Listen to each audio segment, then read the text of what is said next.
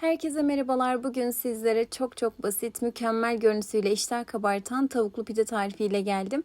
Ölçüleri birebir uyarsınız, siz de birebir aynısını yapacaksınız. Gerçekten çok leziz, çok pratik. Yanında görmüş olduğunuz soğan mezesinin tarifini de ayrıca başka bir videoda belirttim. Onu da izleyebilirsiniz. Hadi başlayalım. Öncelikle bir kaba 2 su bardağı ılık süt, 1 su bardağı ılık su, 1 çay bardağı sıvı yağ, ardından şöyle yarım yemek kaşığı yaş maya. Eğer ki evde yaş maya yoksa kuru maya da kullanabilirsiniz. 1 tatlı kaşığı kadar tuz, 1,5 tatlı kaşığı kadar da şekeri koyuyoruz ve güzelce şöyle elimizle karıştırıyoruz mayanın çözülmesi için. Şöyle karıştırdıktan sonra unu kontrollü bir şekilde ekleyeceğim. Totalde ben 5,5 su bardağı kadar un kullandım ve 18 tane pide elde ettim. Şöyle güzelce bir karıştıralım.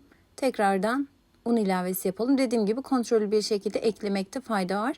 Çok böyle sert bir hamur elde etmeyeceksiniz. Hafif ele yapışan bir hamur. Hatta elinize yapışıyorsa elinizi ara ara ıslatıp tekrardan şu şekli verebilirsiniz. Şöyle ortaya alıyorum. Üzerine bir poşetle örtüyorum. Ardından bir bez örteceğim ve mayalanmasını bekleyeceğim. Yaklaşık bir 45-50 dakika kadar mayalandırın. Şöyle sizlere de göstereceğim. Evet, biz de iç harcını yapmaya başlayalım hep birlikte. Şöyle tavuk, maydanoz, yeşil biber, soğan, kırmızı biber, sarımsak ve domates kullandım.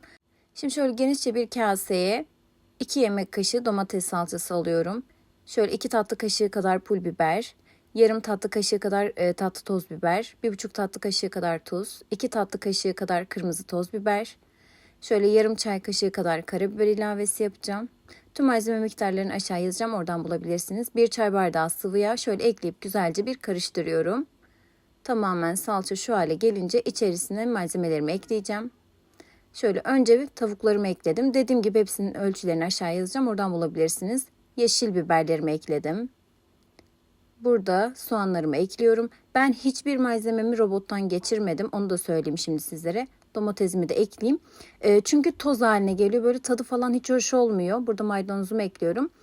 Malzemeleri böyle olabildiğince elimde küçük küçük doğradığımda böyle çok daha lezzetli oldu. Kesinlikle size de tavsiye ederim. Burada kırmızı biberimi de ve sarımsağımı da ekliyorum.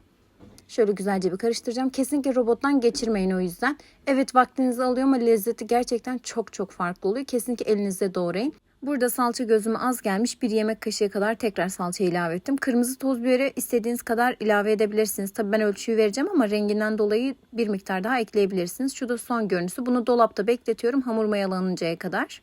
Şöyle hamurum mayalandı. Sizlere de göstereceğim.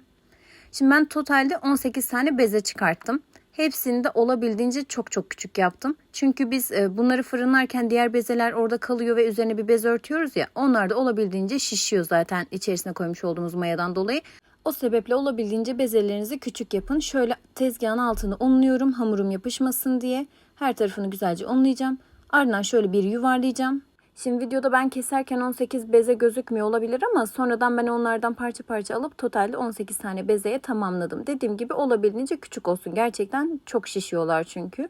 Şimdi sizlere de göstereceğim. Elimde yuvarlayıp bir kenara alacağım. Üzerine muhakkak bir bez örtün çünkü üstte hemen kabuklanıyor. Şöyle göstereyim sizlere de.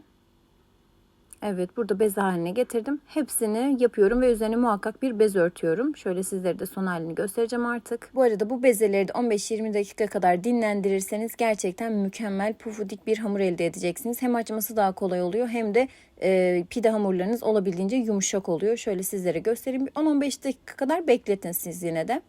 Şimdi de tezgahımı unluyorum. İlkini açacağım. Şöyle elimle güzelce bir hemen şekil veriyorum. Şöyle bir düzenliyorum. Ardından merdaneyle güzelce açacağım. Şöyle önce uzunlamasını açıyorum. Çok fazla uzun olunca da yanlardan hafifçe bir açacağım. Şöyle sizlere de göstereyim.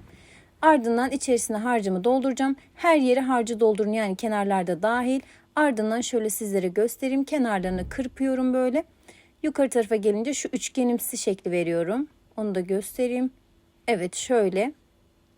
Ardından şöyle parmak uçlarımla her tarafını böyle bastıracağım. Bu açılma olmasın diye her tarafını güzelce şöyle bir şekil vereyim. Sizlere de onu göstereceğim.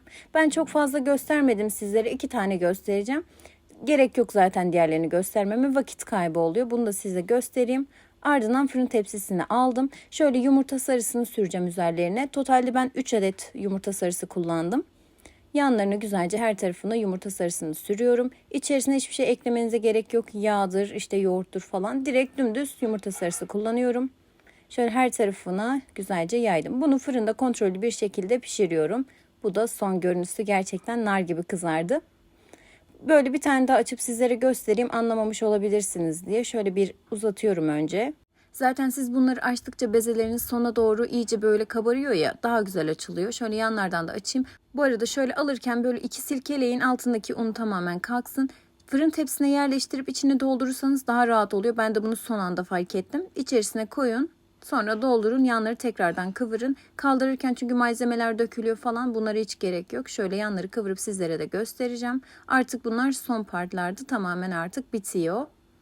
Şöyle sizlere göstereyim. Yumurta sarısını tekrardan sürüyorum. Yanları muhakkak bu şekilde parmak uçlarınızı bastırmayı unutmayın.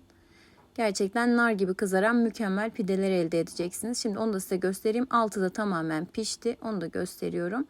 Evet, bu da artık son görüntüsü. Şimdi tabağımı diziyorum artık. Önce şöyle bir salata yapmıştım. Onu göstereceğim. Ardından soğan mezem var. Soğan mezesinin tadı o kadar güzeldi ve pideye o kadar yakıştı ki kesinlikle deneyin derim. Onun tarifi de ayrıca kanalımda mevcut, videolar bölümünde. Oradan bulabilirsiniz. Onu da şöyle tamamen koyuyorum. Ardından bir bardağımı yerleştireceğim. Sonda onu çünkü şalgam koyacağım. Şöyle biberlerimi, turşularımı, diğer mezelerimi de ekliyorum yanına. Ardından pidelerimi dizmeye başlayacağım. Sizlerden de bir ricam olacak, onu da hemen söyleyeyim. Kanalımdaki abone sayısı çok az. Beğenmelerim, izlenmelerim gerçekten çok az. Eğer kanalıma abone olup videolarımı beğenip yorum yaparsanız çok mutlu olurum. Şimdiden çok teşekkür ediyorum. Elleriniz dert görmesin. Dediğim gibi gerçekten çok fazla video yüklememe rağmen bunlar oldukça az. Videolarıma yorum ve beğeni gelmeyince çünkü YouTube öne çıkarmıyor videolarımı ve izlenme sayım 200-300'de tıkalı kalıyor. Sizlerden ricam lütfen bol yorum yapmanız. Kalp bile bıraksanız benim için gerçekten yeterli olacaktır. Şimdiden elleriniz dert görmesin. Teşekkür ederim. Bu arada şöyle şalgamımı da dolduruyorum. Artık videoyu bitireceğim. Bu arada malzeme listesini falan hepsini aşağıda belirteceğim. Ama yine de aklınıza takılan sorularınız varsa muhakkak yorumlar kısmına yazmayı unutmayın. Geri dönüşlerinizi de bekliyorum. Denedikten sonra yorumlar kısmına gelip tecrübelerinizi aktarırsanız çok sevinirim. Şimdiden teşekkür ediyorum. Deneyeceklere de afiyet olsun. Şöyle göstereceğim, artık bitiriyorum. İçerisine bol malzemelerini doldurdum. Şöyle önce bir yoğurtlu sosuma batıracağım. Bir ısırık alıp sizlere göstereceğim. Kendinize iyi bakın. Hoşça kalın. Sevgiyle kalın.